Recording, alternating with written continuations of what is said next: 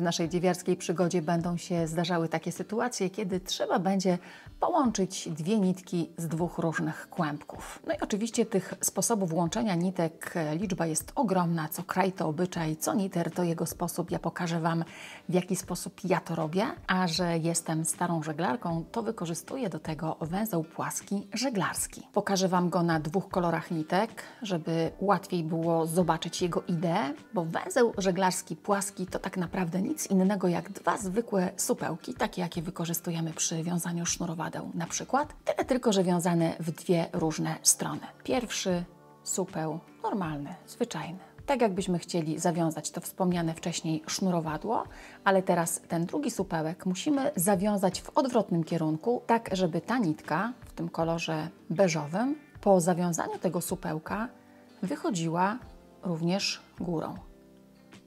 Ona musi tutaj opleść nitkę w tym kolorze kontrastowym i z tej drugiej pętelki wychodzić w jednym kierunku. Po zaciśnięciu takiego supełka on staje się praktycznie nie do rozwiązania. Teraz pokażę Wam, jak takie dwa supełki wiążemy najczęściej.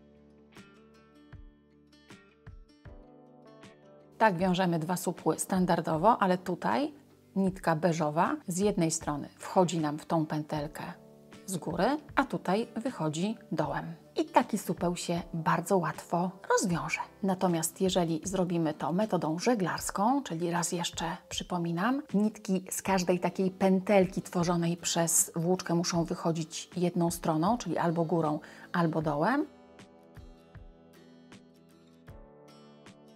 Beżowa wychodzi, zobaczcie, górą, a różowa wychodzi dołem. Tak zawiązany supełek nam się nie rozwiąże. Zaciskam bardzo mocno, no i zobaczcie, odcinając bardzo króciutko to, co nam zostało, tworzy nam się takie połączenie, które później w dzianinie staje się praktycznie niewidoczne.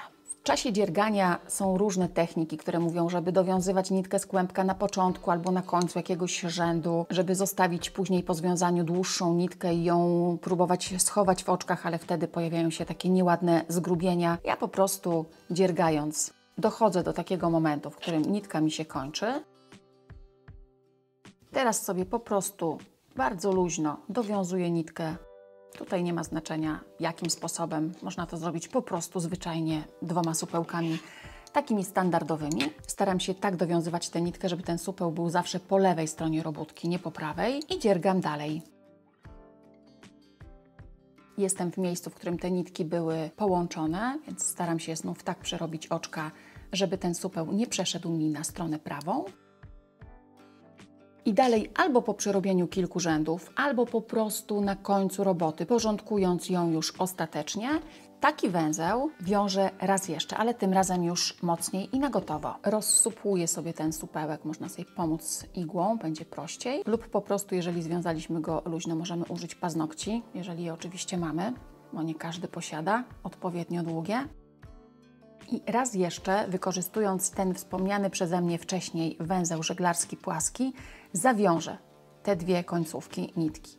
Dociągnę sobie tutaj mocniej, żeby mi się wyrównały oczka w rzędzie, żeby się nie zrobiła żadna dziura. I wiążąc teraz supeł w przeciwnym kierunku, zobaczcie, tutaj beżowa nitka wychodzi górą, więc po przeciągnięciu tej nitki tutaj przez pętelkę ona znowu musi wyjść również górą. Gdyby wychodziła dołem, to z drugiej strony również musiałaby wyjść dołem. Zobaczcie, zaciągam.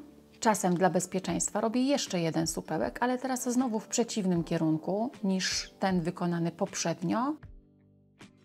I tak związane nitki bardzo blisko tego supła ostrymi nożyczkami odcinam.